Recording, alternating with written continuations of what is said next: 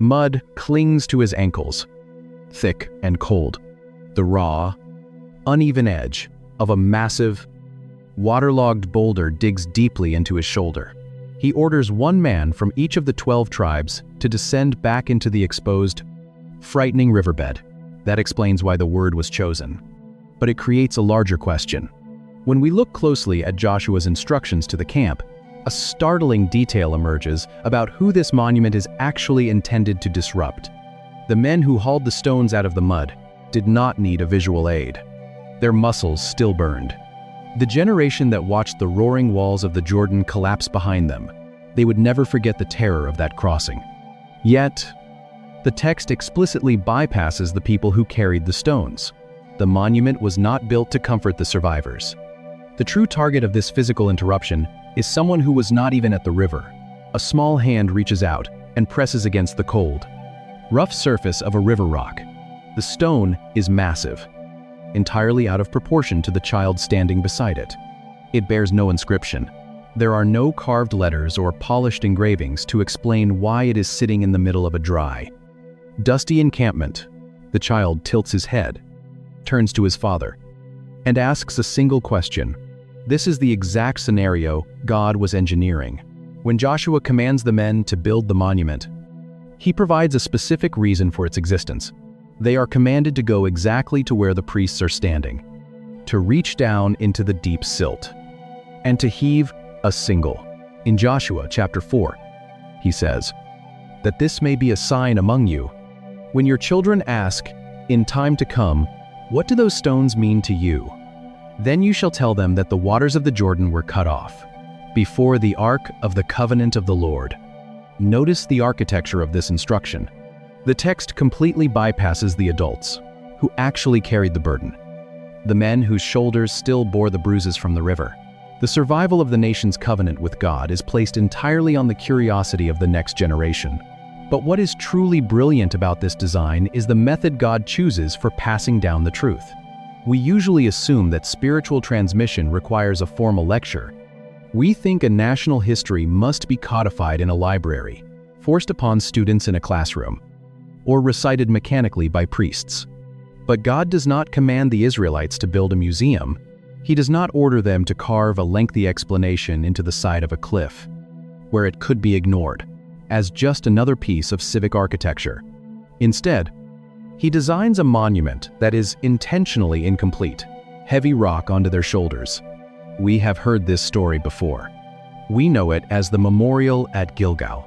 A pile of 12 unhewn stones standing in a field is ambiguous. It does not explain itself. Without a living human voice, the rocks are entirely silent. By leaving the monument structurally blank, God creates an information gap. He builds a physical puzzle that naturally provokes human curiosity. He relies on a universal, unbreakable law of human nature. Children ask questions. When a child born in the comforts of Canaan eventually sees these massive boulders, their mind will instantly recognize the contradiction. These water-smooth stones do not belong in the dry dirt of Gilgal. The visual disruption prompts the inevitable question, what do these stones mean to you? In that precise moment, the liturgy of the family begins. The father cannot simply point to a bronze plaque and tell the child to read the history for himself. The monument forces the parent to open his mouth. He is compelled to recount the terror of the flood, the weight of the mud, and the faithfulness of the God who held the river back. The memory is activated, but only through a living relationship. The monument ensures that faith is never reduced. When modern readers encounter this passage, we instinctively project our own cultural habits onto the text. We imagine something clean, formal, and architectural, to a dead, forgotten history lesson. It must be spoken. It must be intimately transferred from a living heart to a listening ear. This is the hidden genius of the command. The stones were not put there to give an answer. They were put there to start a conversation. This mechanism was designed to keep Israel tethered to their identity as they settled into the dangerous comforts of a new culture. But memory is a fragile thing. Eventually, even the greatest stories fade if the adults stop answering the questions. History reveals that the conversation at Gilgal did not last forever. Generations later, the nation falls into catastrophic amnesia. They forget the wilderness. They forget the river entirely. But this pattern of using 12 stones to force a physical decision does not end at Gilgal. Centuries later, when the nation is on the edge of complete collapse, the stones return. The conversation died. At some point in the centuries following Joshua, a child pointed to the massive boulders at Gilgal, and a parent looked away. The story of the river was replaced by the pragmatic concerns of farming, wealth, and survival. The amnesia that God had warned about eventually suffocated the nation. We picture a polished monument, perhaps similar to a towering granite obelisk in a city square or a bronze plaque outside a courthouse, almost 500 years after the crossing. The consequences of that silence culminate on a dusty, drought-stricken ridge overlooking the Mediterranean Sea. The nation is fractured. They are starving. They are no longer worshiping the God who delivered them from the water. They are bowing down to Baal, a Canaanite weather deity, begging him for rain. They have completely assimilated into the culture they were supposed to displace. This is the setting of 1 Kings, chapter 18. The prophet Elijah stands alone on Mount Carmel facing 450 prophets of Baal. The sun beats down on a parched, cracked earth. The historical stakes could not be higher. Israel is teetering on the edge of permanent spiritual erasure. Elijah issues a public challenge to see which deity will answer by fire. But before the climax of the story, before the fire ever falls from a cloudless sky, the narrative slows down to record a deliberate, highly symbolic physical action. The prophets of Baal have spent hours screaming, bleeding, and pleading with a silent sky. Elijah simply steps forward and begins to lift heavy objects. 1 Kings 18:31 says, Elijah took 12 stones, according to the number of the tribes of the sons of Jacob. With these unhewn rocks, he repairs the ruined altar of the Lord. This is not a random architectural choice. Elijah could have used piled earth. We assume these 12 stones were simply a historical marker, a passive installation designed to silently remind future generations of a famous miracle. He could have used one massive boulder, but he deliberately searches the dry mountainside for exactly 12 stones. He is intentionally recreating the monument of the Jordan. Elijah knows that the people have lost their identity. Israel is now physically divided into a northern and southern kingdom, torn apart by civil war, corrupt kings, and political idolatry. By gathering exactly 12 stones representing the original, unbroken family of Jacob, Elijah is forcing a spiritually dead generation to confront the very memory their ancestors abandoned. He is acting out the ancient Hebrew concept of Zakar. He is hauling the weight of the wilderness, the memory of the river, and the promise of the covenant directly into their physical present. He is rebuilding Gilgal in the dust of Carmel. The stones on the mountain are asking the exact same question. The monument in the valley was designed to provoke, who is the God of the 12 tribes? And, more importantly, whose children are you? Elijah does not just preach a sermon against amnesia. He forces a physical intervention. He builds a visual disruption on the mountain, demanding that the people choose between the gods of their current culture and the God of their historical deliverance. The fire that falls moments later validates the altar. But it is the 12 stones that silently testify to the identity of the people watching. But this monument was not built by skilled stonemasons in a quiet workshop. It was not carved, shaped, polished, or engraved with neat historical dates.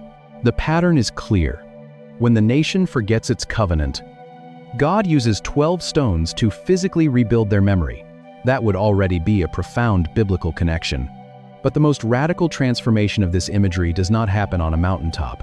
To see the ultimate climax of this pattern, we have to leave the heights of Carmel and descend back into the mud. Centuries later, the same imagery returns. A wild, untamed prophet emerges from the wilderness, standing in the exact same waters of the Jordan River, where Joshua's men once hauled their heavy burdens. And this time, the stones are given a voice. The water of the Jordan is moving against him. He wears rough camel's hair. The religious elite stand on the bank, looking down at him with suspicion. It has been over 1,400 years since Joshua's men carried their heavy burdens out of this exact same current.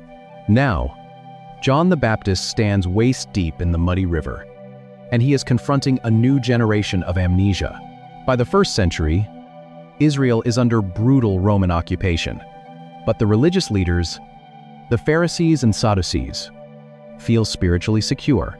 They no longer rely on physical monuments of stone to remember the covenant. They rely on their bloodline. It was built by desperate men hauling raw, dripping rocks out of a chasm that was threatening to collapse and drown them at any second. They believe their biological descent from Abraham is the ultimate, unbreakable proof that they are God's chosen people.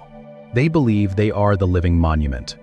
But as they approach the water, John shatters their assumption. He refuses to baptize them, calling them a brood of vipers. And then, pointing down at the rocky banks of the Jordan, he issues a devastating warning. In Matthew chapter 3, he says, "Do not presume to say to yourselves, 'We have Abraham as our father.' For I tell you, God is able from these stones to raise up children for Abraham." This is not a random, colorful metaphor. John is standing at the historical crossing point of Joshua. He is pointing directly at the river rocks. The religious elite thought their genealogy was the memorial that guaranteed their safety. John tells them their prideful lineage is as dead and useless as the gravel beneath his feet.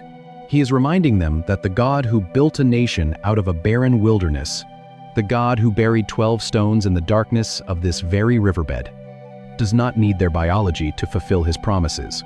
It was an act of frantic obedience. It was physical, dirty, and heavy.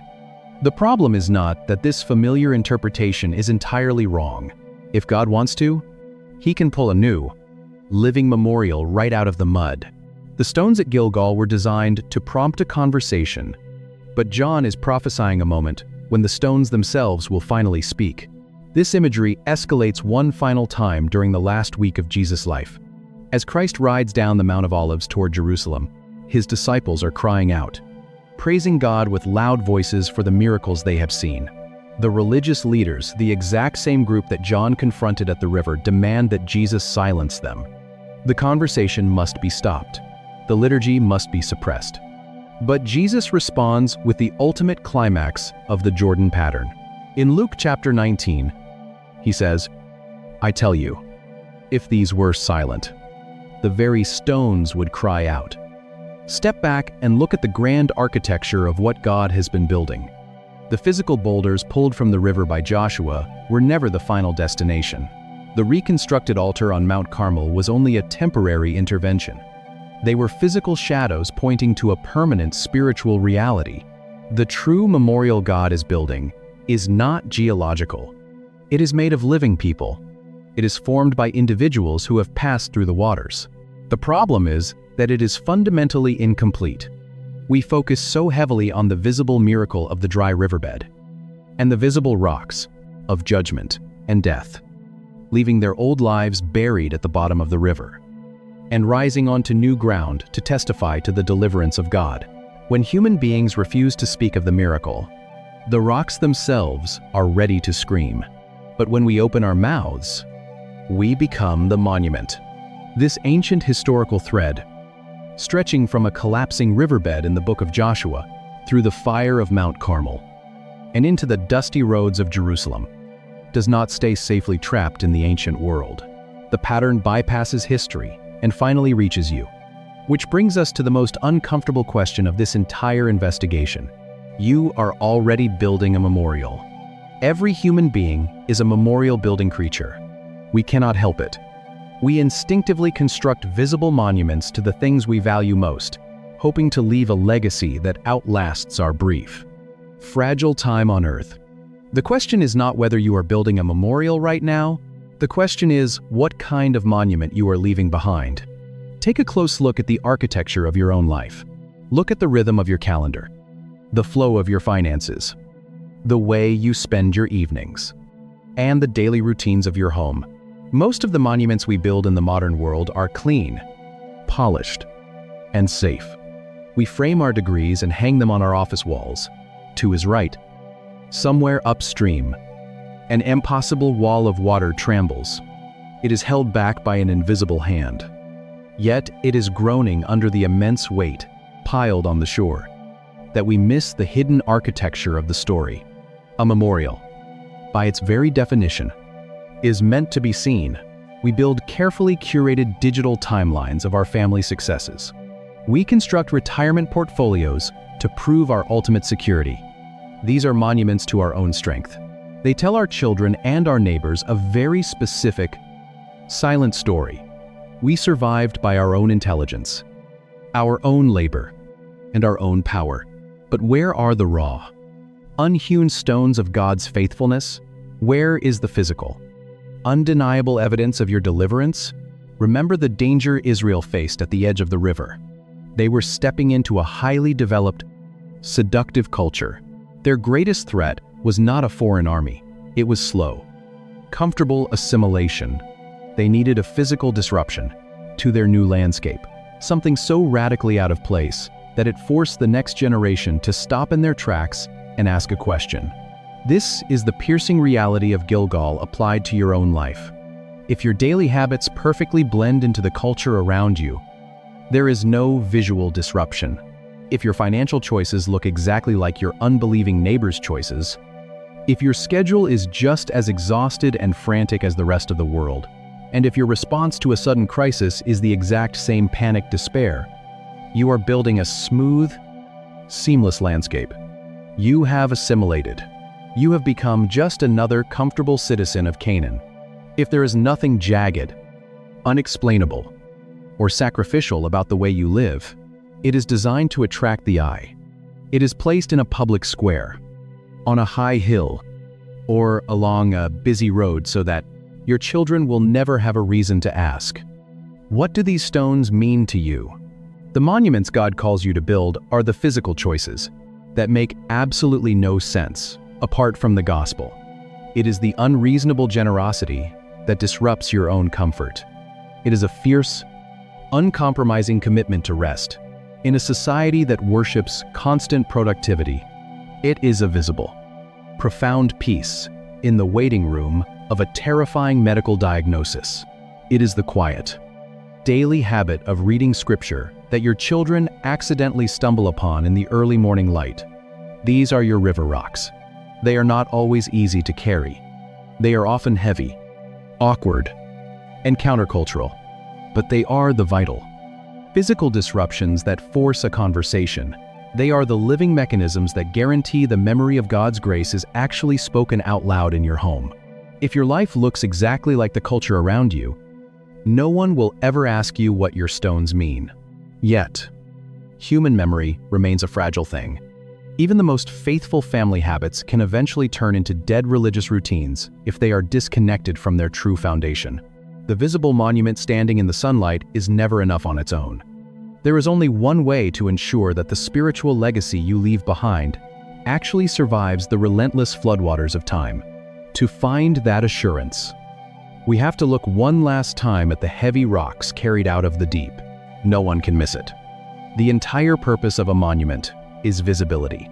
If you hide a monument, you destroy its function. Step back and look at the vast expanse of this story. We began in a collapsing canyon of mud and water, moved to a drought-stricken mountain, and finally stood on the rocky banks of the Jordan with a wild prophet. Across centuries, the pattern reveals a profound truth about human memory and divine grace. The stones were never simply about honoring the past. The buried stones anchored the hidden reality of the deliverance. The visible stones forced a forgetful generation to ask questions.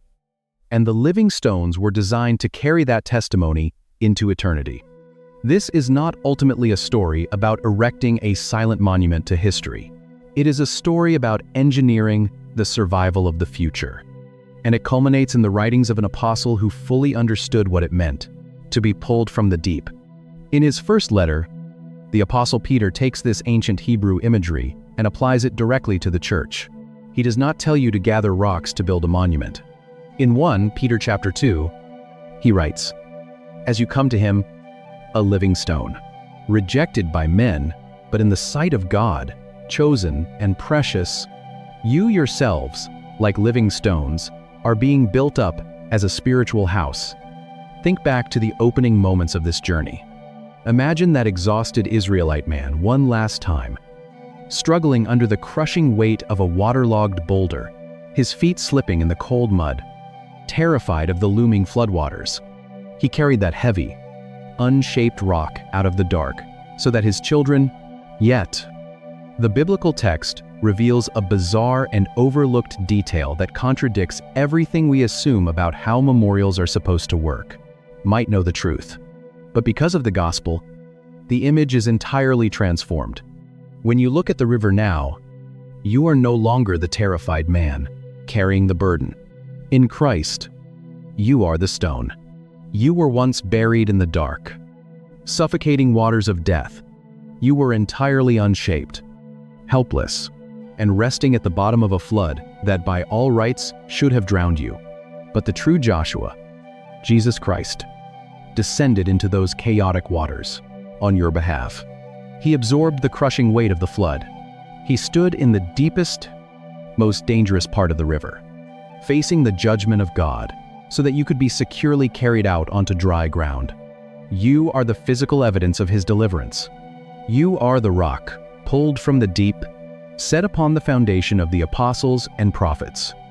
Your very existence is meant to be a striking, undeniable disruption in a forgetful world. You do not have to exhaust yourself trying to manufacture a perfect, polished legacy to prove your worth to the surrounding culture.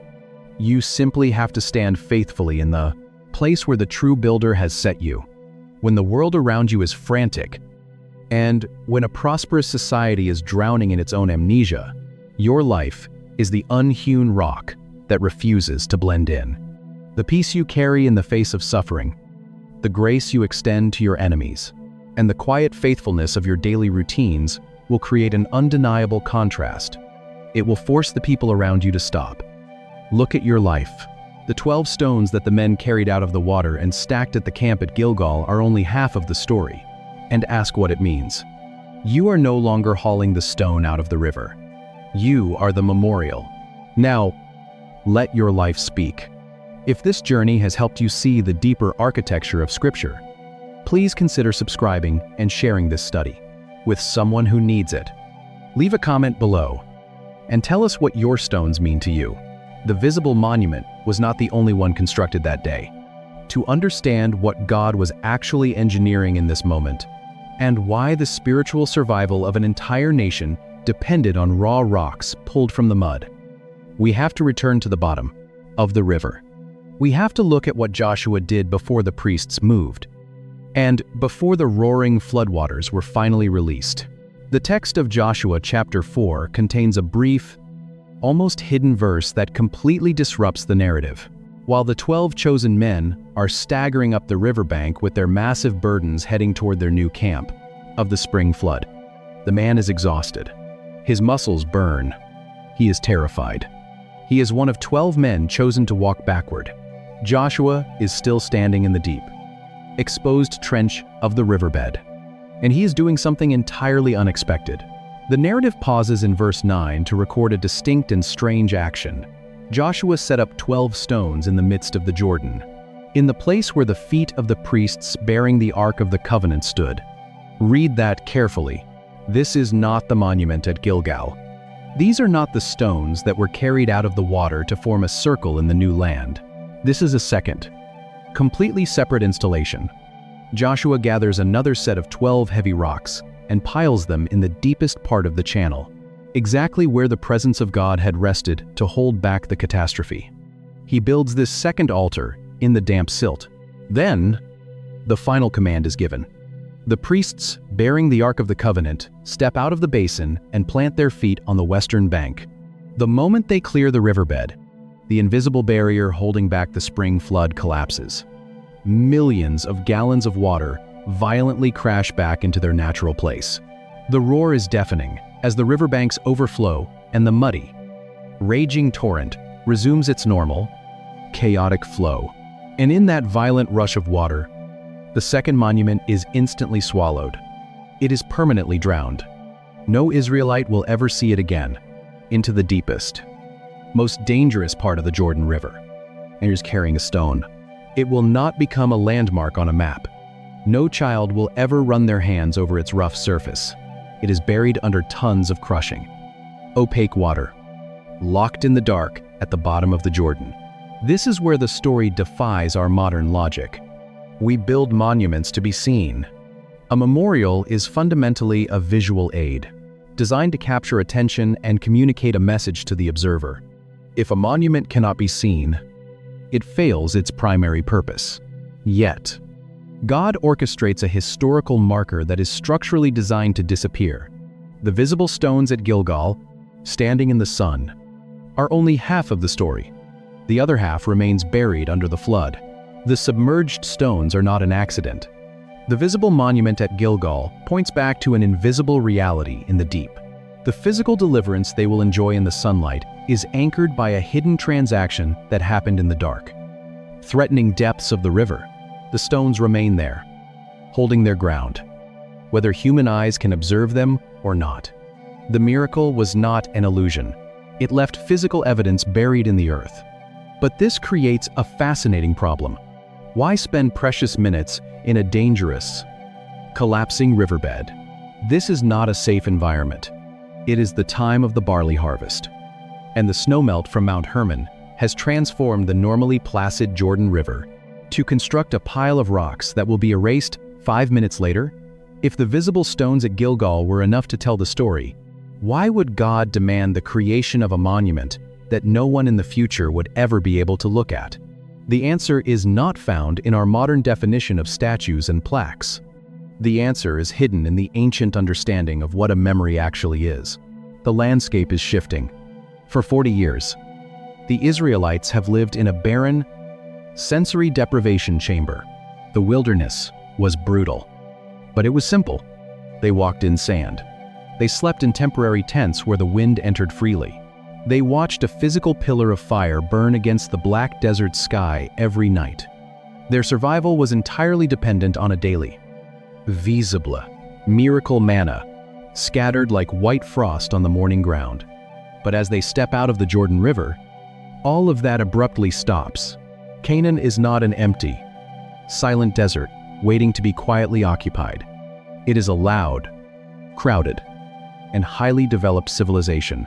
The Israelites are stepping into a land of stone houses they did not build, established vineyards they did not plant, heavy iron chariots, and fortified cities. The daily, desperate reliance on God is about to be replaced by agricultural routine and newfound wealth. The manna will cease. The pillar of fire will vanish into a violent, overflowing torrent. The water is entirely uncrossable by a nation of wanderers, children, and livestock. Yet, as the priests carrying the Ark of, this introduces the deadliest threat the nation has ever faced. It is not the Canaanite armies. It is not the towering, imposing walls of Jericho. The most terrifying enemy waiting for Israel in the new land is amnesia. Humans are psychologically designed to adapt to their surroundings. Once a crisis is over, the visceral memory of that crisis naturally fades. The men who carried the stones out of the Jordan would always remember the terrifying weight of the water and the cold mud on their skin. But what about their children? They would only know the safety of dry land. Furthermore, Canaanite culture was spiritually seductive. Their gods, like Baal and Asherah, were deities of agriculture, rain, and fertility. As Israel transitioned from nomadic wanderers to settled farmers, the temptation to adopt local religious rituals to ensure a successful barley harvest would be intoxicating. Assimilation does not usually happen through sudden, violent rebellion. It happens through slow, practical compromises. It happens over trade agreements, intermarriage, and daily routines. If the memory of the Jordan evaporates, their identity as a distinct, holy people evaporates with it. They will become just another Canaanite tribe, blending into the very culture they were called to displace. Amnesia is the natural current of human history, without a physical mechanism to disrupt their new, comfortable lives. The Israelites would forget the God of the wilderness within a single generation. The covenants step into the current. The river violently stops. The waters pile up in a heap. The riverbed dries into a muddy canyon. We begin to see the true stakes of this crossing. This is not ultimately a story about building a monument to the past. It is a story about engineering the survival of the future. God understands human frailty. He knows that mental affection is fragile. He knows that simply telling a civilization to think about the past is a guaranteed failure. A passive memory cannot survive an active, hostile culture. The camp at Gilgal would soon become a place of political strategy, military preparation, and daily domestic life. Children would play in the dirt. Women would grind grain. Men would sharpen swords. Amidst all this ordinary noise, a massive pile of rough, unhewn rocks, pulled from a riverbed, would look entirely out of place. It was an intentional eyesore. To combat the geography of forgetting, God does not give them a mental exercise. He gives them 12 jagged, heavy river rocks. He demands a physical disruption to their new landscape, and he anchors this monument in an ancient concept that requires far more than a passing thought. To understand how these stones were actually supposed to work, we have to look beneath our English translation. We have to examine the Hebrew language behind the command to remember. When a modern English speaker hears the word remember, the process is almost entirely internal. We treat memory as a cognitive file cabinet. This is the moment Israel finally crosses into the land of Canaan. A long, bitter generation has died in the wilderness. If someone asks you to remember a past event, you sit quietly, close your eyes, and reconstruct a mental image. The English word suggests a passive, private, intellectual exercise that leaves no physical mark on the world. But the Israelites did not think in abstract concepts. Ancient Hebrew is an earthy, tactile, and deeply physical language. The Hebrew word pulsing beneath this entire narrative is zakar. It is a crucial term. While it is accurately translated into our English Bibles as remember, the English word is much narrower than the ancient expression. In the biblical mindset, memory is not merely a passive thought, it is an action. To zakar is to physically intervene in the present moment because of a past reality. It is a covenantal response. Consider how the Bible uses this word elsewhere. In the book of Genesis, when the earth is covered in dark floodwaters, the text says that God remembered Noah. This does not mean that the creator of the universe had momentarily forgotten about the man in the wooden ark and suddenly recalled his existence. It means God took decisive action. He remembered by causing a wind to blow and the waters to recede. Later, in the book of Exodus, when the Israelites are groaning under Egyptian slavery, the text declares that, "Now, Joshua stands on the brink of their inheritance." But before the nation can move forward, God halts the entire procession. God remembered his covenant. Immediately following that remembrance, the burning bush ignites, Moses is sent, and an empire is dismantled. In the ancient worldview, to remember is to act. It is to bring the weight of a past promise directly into the immediate, physical present. This completely changes how we understand the pile of rocks at Gilgal.